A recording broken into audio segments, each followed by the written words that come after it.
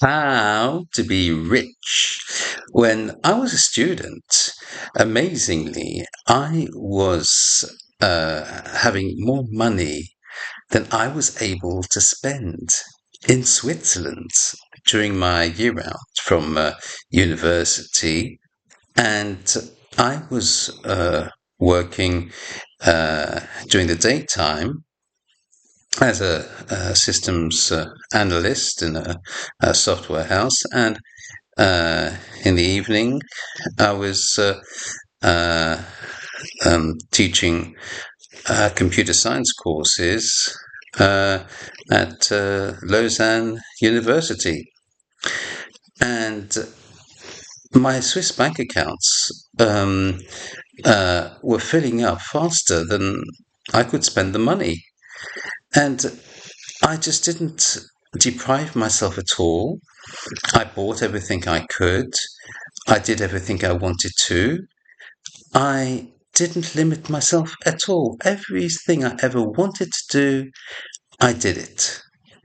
And it's similar to the experience that we have of King Solomon in Ecclesiastes 2, verses 10 to 11, in the message version of the Bible, where it says, "Everything I wanted, I took. I never said no to myself. I gave in to every impulse, held back nothing. I sucked the marrow of pleasure out of every task, my reward to myself for a hard day's work. Then I took a good look at everything I'd done, looked at all the sweat and hard work. But when I looked, I saw nothing but smoke, smoke and spitting into the wind. There was nothing to any of it. Nothing." And that's exactly how I felt. I felt just an emptiness. Because once you have everything you've ever wanted, you've done everything you've ever wanted to do, what else is there? And it's only later that I discovered what was missing for me to be truly fulfilled, fully satisfied. Now, the secret of how to be rich, true richness, well, first of all, as it says in Malachi chapter 3, verses 8 to 10, begin by being honest. Do honest people rob God? But you rob me day after day. You ask, how have we robbed you? The tithe and the offering. That's how. And now you're under a curse. The whole lot of you. Because you're robbing me. Bring your full tithe to the temple treasury so there will be ample provisions in my temple. Test me in this and see if I don't open up heaven itself to you and pour out blessings beyond your wildest dreams. And so I did this. I gave my tithings to the church and my offerings, and I even gave more than the 10%. I even gave double that, 20%, plus the offerings. And the Lord blessed me amazingly.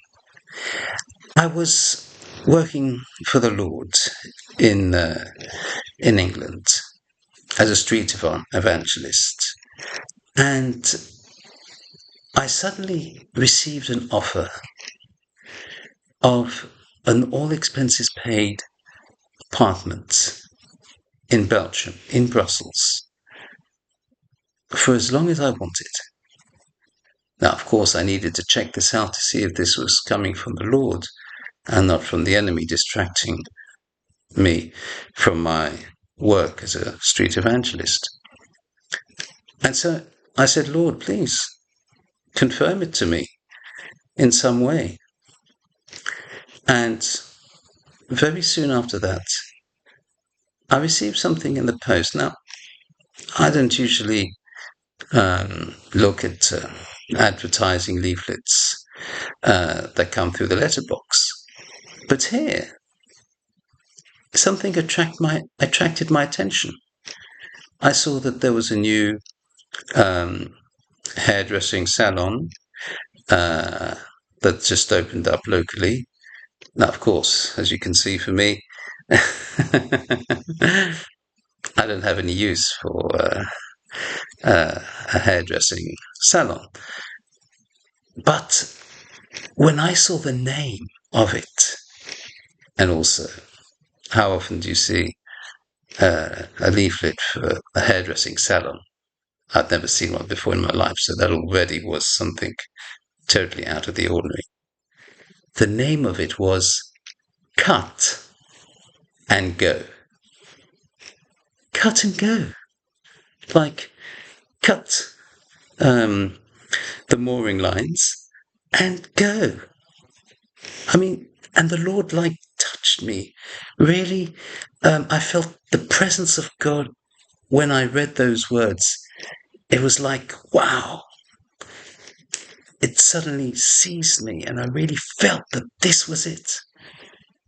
And so I went. And just to show you how wonderful the Lord can be in providing in all situations and all circumstances, there was something I needed to pay. And the deadline was coming up.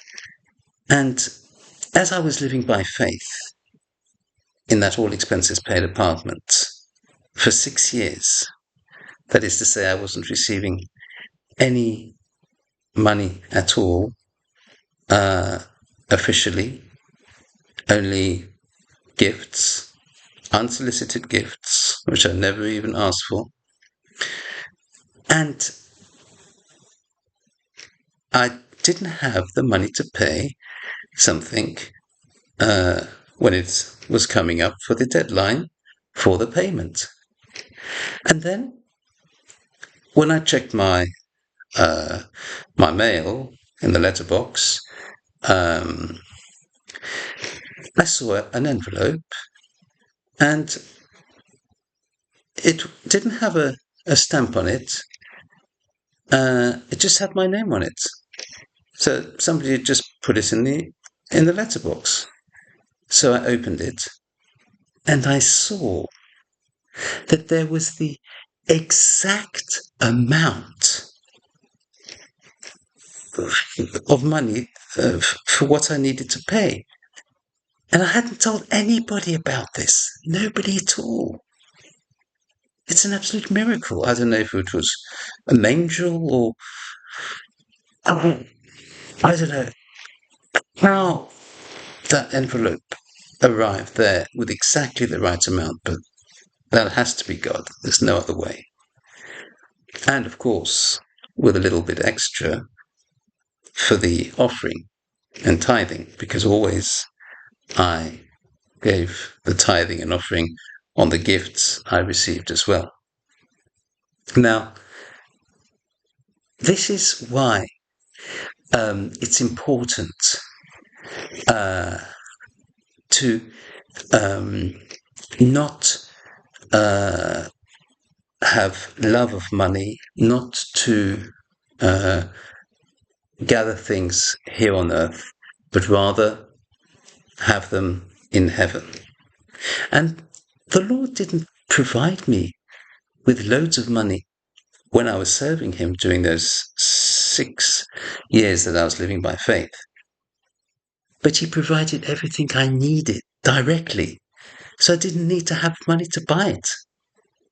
Because if I'd have needed to have money to buy it, I mean, I would have needed such a large amount of money that I received more than probably I could have bought if I'd have had that kind of money.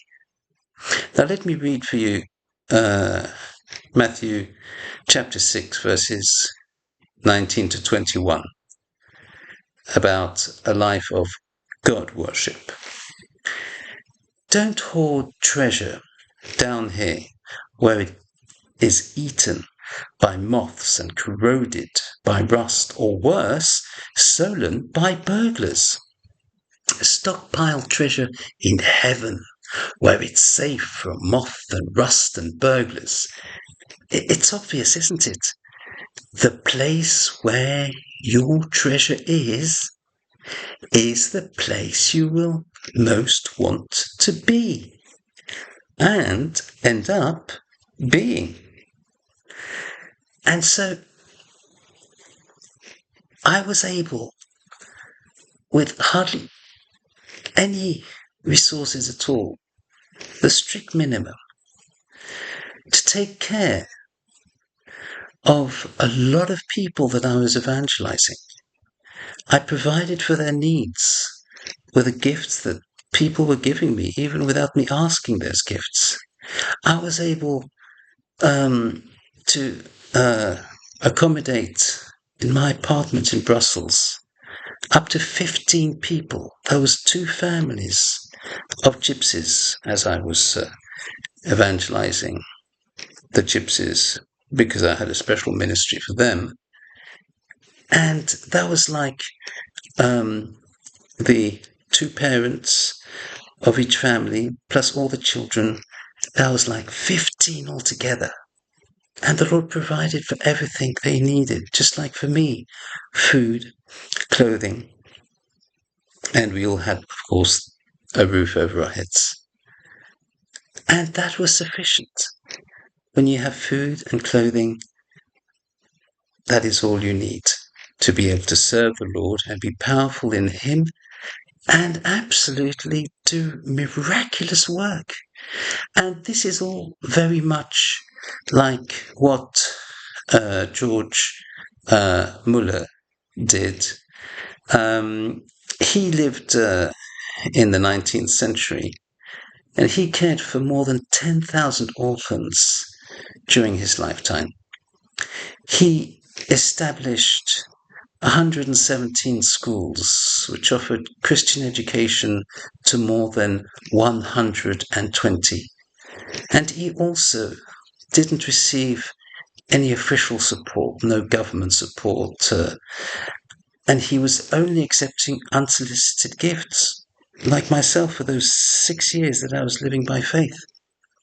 And he was able to, and it amounted to 1.38 million pounds sterling, which in today's money is around 113 million pounds that he received. And with that, he was able to do so much. Absolutely miraculous. And that is how to be rich.